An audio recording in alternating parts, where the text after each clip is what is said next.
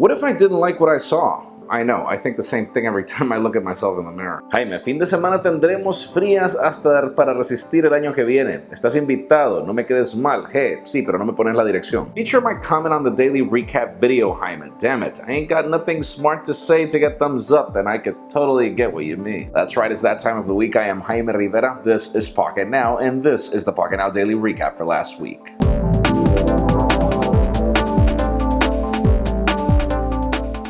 We started off Monday asking you which would you pick, LG G5 or Galaxy S7 next year, as we've got rumors that both phones are actually going to be launched very close to each other.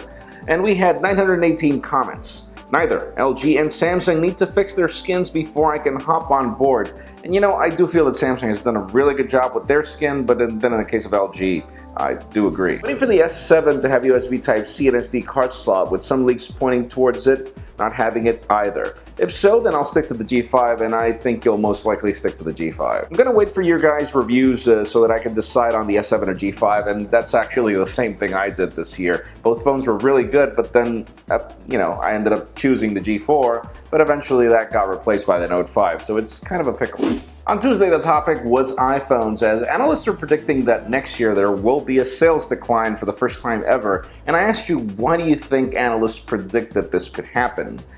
We had, as always, 866 comments we start with. Lack of innovation, same old design, same old price. I do agree on the same old design and same old price, not necessarily lack of innovation, particularly because every other OEM is doing the same thing with Force Touch technology now. Apple is selling less phones because Android has gotten a lot better, and no, Apple is actually not selling less phones right now. The prediction is for next year, but I do agree that Android phones have gotten extremely great this year. A drop in iPhone sales next year, I'll believe it when I see it, and I do agree, Apple has got some very interesting tactics into telling us that they sell a ton of phones, starting with the fact that they never tell you exactly which phone sells the most, which is rather revealing. Then on Wednesday, the discussion was all about the OnePlus Mini. We saw the rumors, and I asked you, do you think there's a spot for it, particularly with the OnePlus 2 and the OnePlus X?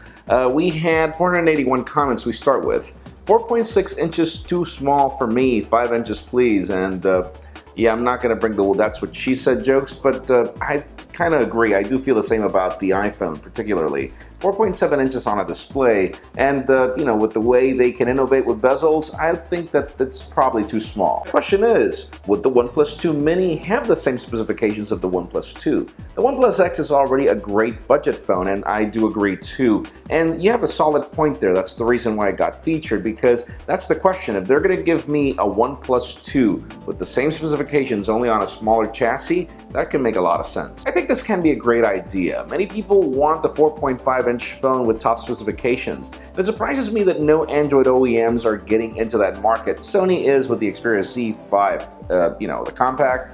The problem is that, for some reason, Sony is not selling as well as it should.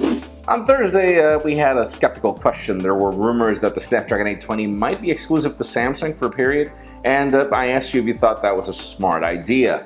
We had 1,607 comments. Thanks a lot, guys. We start with, exclusive only works if it's the best, and yeah, it's the case with certain products where the products are just so good that the marriage of hardware and whatever just makes a lot of sense. I do get your point, but in the case of Android, I don't think it would make any sense at all. I don't understand why Samsung is even considering the Snapdragon 820. The Exynos 7420 blew me away.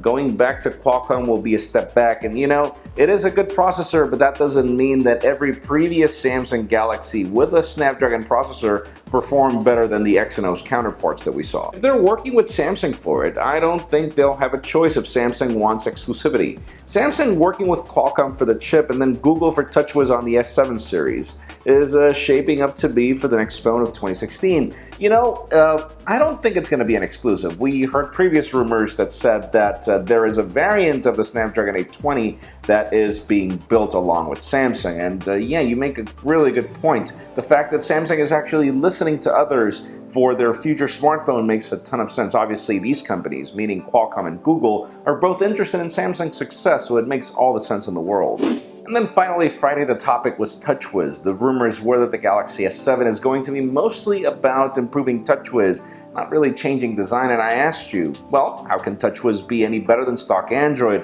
which is probably the most beloved skin out there? We had 881 comments. I'd rather have TouchWiz than stock Android. I like the features that OEMs add to their own skin of Android. And you know, in this particular version of TouchWiz, I will agree with you.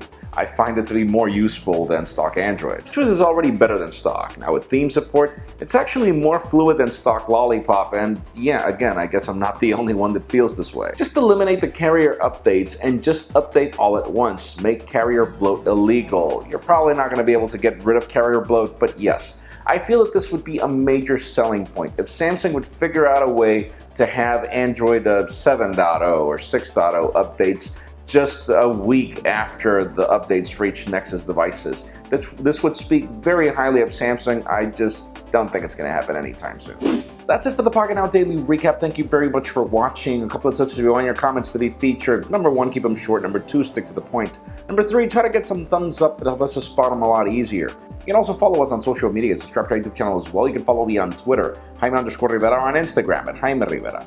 Please give this video a thumbs up if you like what you saw. I am Jaime Rivera. Thank you very much for watching. We'll see you on the next one.